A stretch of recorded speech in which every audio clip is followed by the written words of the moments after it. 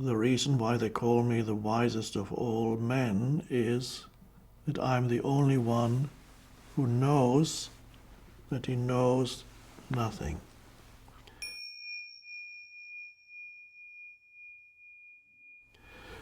That's what Socrates said.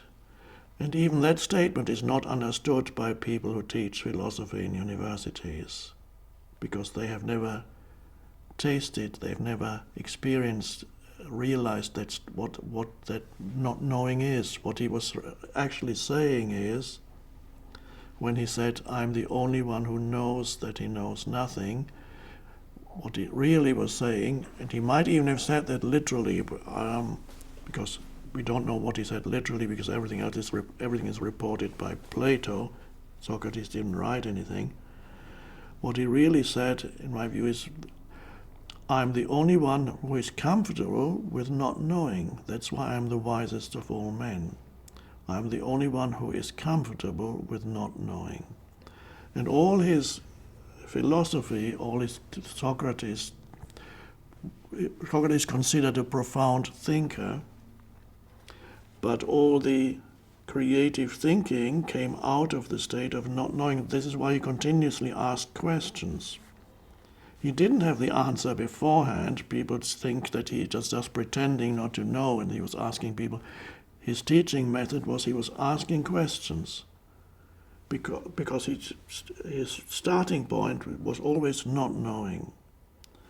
And so when you become comfortable with not knowing, and then you begin to use your mind, your thinking becomes more creative. But you are not going to be trapped in the thinking anymore. Socrates never created a system. He didn't create an ideology. It's just creative thinking, but there's no final answer to the system, to the universe. Later philosophers did that, in the 19th century particularly. They had systems of thought that were meant to explain the entire universe. But Socrates never did that. There was creative thinking. He just puts forward possibilities, this, that, insights.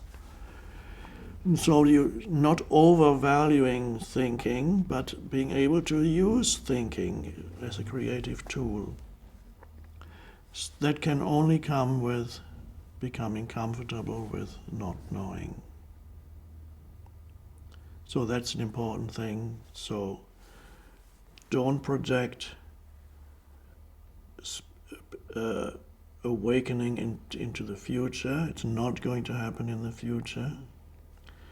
Become comfortable with whatever is going on internally or externally at this moment.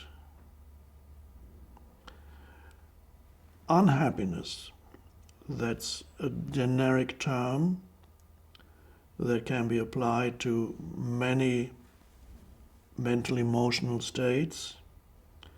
Unhappiness is a wide term. Unhappiness can be despair. Unhappiness can be a slight irritation. A slight irritation is already unhappiness.